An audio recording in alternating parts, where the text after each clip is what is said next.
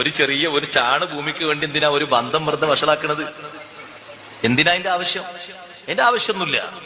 അത് വിട്ടുവീഴ്ച ചെയ്യാനേ ഉള്ളൂ. ആരും കൊണ്ടുപോകൂല സഹോദരങ്ങളെ, ആരും കൊണ്ടുപോകൂല. എല്ലാവർക്കും കണക്കാക്കിയ ഭൂമി പള്ളിക്കാട്ടിൽ റിസർവ് ചെയ്തിട്ട് മരിച്ചു കൊടുത്താൽ മതി, അവിടെ കൊണ്ടേക്കും. അതിലപ്പുറം ഒന്നും കിട്ടൂല. നമുക്ക് ആ കണക്കാക്കിയ സ്ഥലത്തെ കുറിച്ച് ഏറെ കബർ ആരെങ്കിലും ഊഹിച്ചു ഇല്ലല്ലോ. ഒരാൾക്കുള്ള കണക്കനുസരിച്ച് രണ്ടാൾക്കുള്ള കബർ ഒരാൾക്ക് ഊഹിച്ചു തരോ? അതിനാരാ സമ്മതിച്ചു കൊടുക്കാം?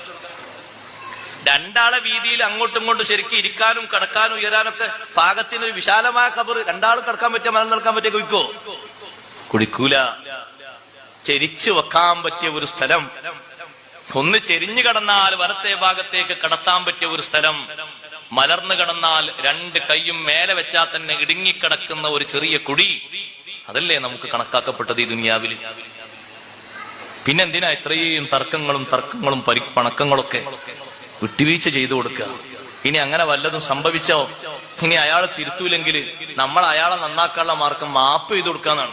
അങ്ങനെ എന്റെ മാർഗം, അതാ നല്ല മാർഗം.